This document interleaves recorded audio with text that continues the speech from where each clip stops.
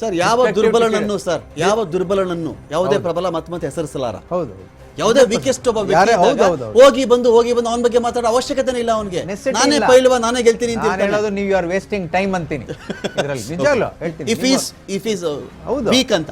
Weak ಇದ್ದಾಗ ನೀವು weak ಪಾರ್ಟಿನ ನೀವು ಯಾಕೆ ಅಟ್ಯಾಕ್ ಮಾಡಕ್ ಹೋಗ್ತೀರಿ? ಆಲ್ರೆಡಿ ವೀಕ್ ಅವರು. ಓಕೆ, ನೀವು ಸ್ಟ್ರಾಂಗ್ ಇರೋರ್ನ ವೀಕ್ ಮಾಡಿ ನೀವು ಗೆಲ್ಲಿ. ವೋಟ್ ಶೇರ್ ಕರ್ನಾಟಕದ್ದು 20.81 ಸ್ಟ್ರೈಕ್ ರೇಟ್ ವ್ಯತ್ಯಾಸ ಆಗೋದು. ವೋಟ್ ಶೇರ್ 20.81 ಕರ್ನಾಟಕದಲ್ಲಿ Congress, 23.77 BJP. Vote share so far ಎಣಿಕೆ ಆಗಿರುವ ಮತಗಳ ಪ್ರಮಾಣದಲ್ಲಿ ಹೇಳ್ತಾ ಇದೀರಿ sir. Vote share make the weak the strong or make the strong the weak ಅಂತ. ಓಕೆ, ಆ ವ್ಯತ್ಯಾಸದಲ್ಲಿ ಈ ಸ್ಟ್ರೈಕ್ ರೇಟು ವೋಟ್ ಶೇರಿಂಗ್ ವ್ಯತ್ಯಾಸ ಆಗೋದು ಬಿಕಾಸ್ ಆಫ್ ದಟ್. ಬಟ್ ನೀವು ಬೇರೆ ಪಾರ್ಟಿ ವೀಕ್ ಬಟ್ 400 ಪಾರ್ ಇಂದ 150 ಸೀಟ್ ಕಡಿಮೆ ಆಗೋದಿದೆಯಲ್ಲ ಸರ್, ಇದು ಏನೋ ಇಂಡಿಕೇಶನ್. 400 ಪಾರ್ ವಾಸ್ ಯಾರ್ದಾದ್ರೂ ಗವರ್ನಮೆಂಟ್ ಬರಲಿ ಸರ್, ಗವರ್ನಮೆಂಟ್ ಯಾರ್ದಾದ್ರೂ ಬರಲಿ. 400 ಪಾರ್ was impossible for any party in this. ನಾನು ಹೇಳಿದ್ನಲ್ಲ ಸರ್, 80 75 ಸ್ಟ್ರೈಕ್ ರೇಟ್ ಬೇಕಾಗುತ್ತೆ. ಟುಡೇಸ್ ಇದರಲ್ಲಿ ಇಂಪಾಸಿಬಲ್ ಬೈ ಎನಿ ಪಾರ್ಟಿ, ಯಾವುದೇ ಪಾರ್ಟಿಗಾದ್ರೂ ಬರಲ್ಲ. ಓಕೆ, ಟುಡೇಸ್ ಕೊಯಿಲೇಷನ್ ಸಿಸ್ಟಮ್ ಹೆಂಗಿದೆ, ಆರ್ಡರ್ ಆಫ್ ದ ಡೇ ಹೆಂಗಿದೆ ಅಂತ ಅಂದ್ರೆ ಒಕ್ಕೂಟದ ವ್ಯವಸ್ಥೆಯಲ್ಲಿ 400 ಪಾರ್ ಇಂಪಾಸಿಬಲ್. ಅದು ಆ ಟೈಮಲ್ಲಿ ರಾಜೀವ್ ಗಾಂಧಿ ಟೈಮಲ್ಲಿ ಸಿಂಪತಿ ವೇವ್, ಇಂದಿರಾ ಗಾಂಧಿ ಸತ್ತ ತಕ್ಷಣ ಪ್ರಧಾನಮಂತ್ರಿ ಆದ್ರು, ನೆಕ್ಸ್ಟ್ ಎಲೆಕ್ಷನ್ ಇಮಿಡಿಯೇಟ್ ಎಲೆಕ್ಷನ್ ಆಯ್ತು, ಡಿಸೆಂಬರ್ ಅಲ್ಲಿ ಎಲೆಕ್ಷನ್ ಆಗೋದು, ಸ್ವೀಪ್ ಆಗೋದು ಅಷ್ಟೇ. ಓಕೆ, ಆ ತರ ಚಾನ್ಸ್ ನಮ್ಮ ದೇಶದಲ್ಲಿ ಇನ್ನು ಸಿಗೋದು ಕಷ್ಟನೇ. ಓಕೆ, ಯಾರೇ ಆಗಲಿ ಯಾವ ಪಾರ್ಟಿಗೂ ಆ ಥರ ಅವಕಾಶ ಸಿಗೋದೇ ಇಲ್ಲ. ಓಕೆ, ಅವಾಗ ಇಷ್ಟೊಂದು ಮೀಡಿಯಾಗಳು ಇರಲಿಲ್ಲ.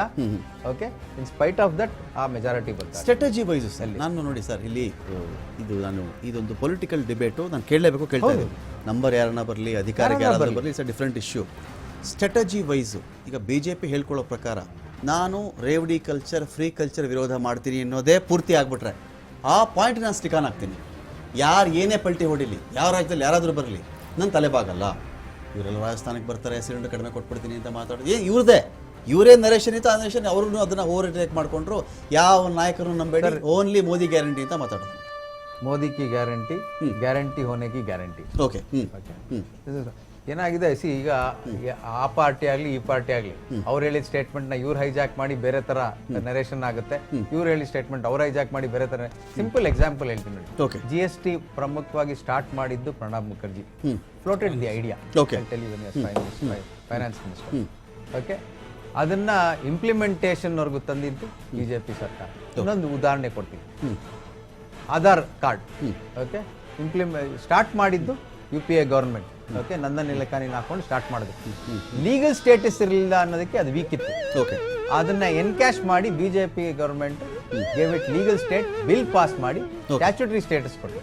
ಸೊ ದೇ ಎನ್ಕ್ಯಾಶ್ ಅಂದ್ರೆ ಓಕೆ, ನೀವು ಎಲ್ಲಿ ಲೂಪ್ ಹೋಲ್ ಯಾವ್ದ್ರಲ್ಲಿ ಲೂಪ್ ಹೋಲ್ ಇತ್ತು ಆ ಲೂಪ್ ಹೋಲ್ ನ ಗ್ಯಾಪ್ ನ ಫಿಲ್ ಅಪ್ ಮಾಡಿ ಅವರು ಅದು ಕಾನೂನಾತ್ಮಕವಾಗಿ ಅದಕ್ಕೆ ಬಲ ತುಂಬುದು.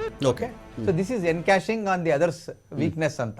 ಅಜೆಂಡಾನು ವೀಕ್ ಇರ್ಬೋದು, ಇಲ್ಲ ಪಾರ್ಟಿ ವೀಕ್ ಇರ್ಬೋದು. ನೀವು ಅದನ್ನ ಎನ್ಕ್ಯಾಶ್ ಮಾಡ್ಕೊಳ್ಳೋ ಕೆಪಾಸಿಟಿ ನಿಮ್ಗಿದ್ರೆ ನಿಮ್ಗೆ ಗೇನ್ ಆಗುತ್ತೆ ಅದು. ಸೊ ಆ ಅಜೆಂಡಾಗಳನ್ನ ಇವಾಗ ಬಲಪಡಿಸ್ಕೊಂಡು ಅವರು ಪವರ್ ಬಂದ್ರು. ಸೊ ಹಂಗಾಗಿ ಈಗ ವೀಕ್ನೆಸ್ ಸ್ಟೇಟ್ಮೆಂಟ್ಗಳು ಮಾಡೋವಾಗ ಮಣಿಶಂಕರ್ ಅಯ್ಯರ್ ಮೇಡ ಸ್ಟೇಟ್ಮೆಂಟ್, ಚಾಯ್ವಾಲ ಮುಖ್ಯ ಪ್ರಧಾನಮಂತ್ರಿ ಬನೇಗ, ಚಾಯ್ ಪೆ ಚರ್ಚಾ ಎನ್ಕ್ಯಾಶ್. ನೀವು ಅವ್ರು ಹೇಳಿ ಸ್ಟೇಟ್ಮೆಂಟ್ ನೀವು ಎನ್ಕ್ಯಾಶ್ ಮಾಡ್ಕೋತಿದ್ದೀರಿ. ಓಕೆ, ಇದು ಎಲ್ಲಾ ಪಾರ್ಟಿನವರು ಮಾಡ್ತಾರೆ.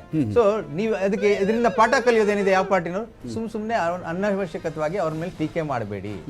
Don't do. ನಿಮ್ಗೆ ಏನಿದೆಯೋ ಅಜೆಂಡಾ, ನನ್ನ ಅಜೆಂಡಾ ಇದು, ಈ ಆಧಾರ ಮೇಲೆ ನನ್ಗೆ ಓಟ್ ಕೊಡಿ. ಓಕೆ, ನೀವು ಅವ್ರು ಟೀಕೆ ಮಾಡಿದ್ರೆ ಯು ಆರ್ ಸ್ಟ್ರೆಂಥನಿಂಗ್ ಹಿಮ್, ನಿಮ್ಗೆ ಅಡ್ವರ್ಸ್ ಆಗ್ತಾ ಇದೆ. ಇಲ್ಲಿ ನಿಮ್ಮ ಪಾರ್ಟಿನಲ್ಲಿ ಕೆಲವು ನಿಮ್ಮದೇ ಪಾರ್ಟಿ ಯೂನಿಫಾರ್ಮ್ ಹಾಕೊಂಡು ಬೇರೆ ಪಾರ್ಟಿಗೆ ಹೆಲ್ಪ್ ಮಾಡ್ತಾರ ಸ್ಟೇಟ್ಮೆಂಟ್ ವೈಸ್.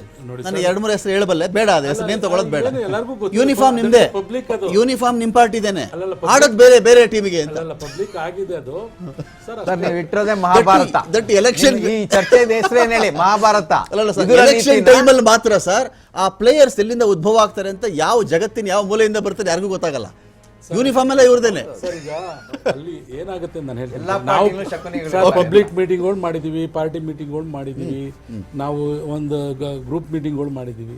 ನೀವು ಎಲ್ಲ ಮೀಟಿಂಗ್ಗಳಿಗೂ ಒಂದೇ ತರ ನಾವು ಭಾಷಣಗಳು ಮಾಡೋಕ್ಕಾಗಲ್ಲ ರಾಜಕಾರಣಿಗಳು. ಓಕೆ, ಈಗ ನಾವು ಒಂದು ಕಮ್ಯುನಿಟಿ ಮೀಟಿಂಗ್ ಮಾಡಿದಾಗ ಎಲ್ಲಾರನ್ನೂ ಈ ದೇಶದಲ್ಲಿ 9,000 ಜಾತಿ ಇದೆ, ರಾಜ್ಯದಲ್ಲಿ 5,443 ಜಾತಿ ಇದೆ,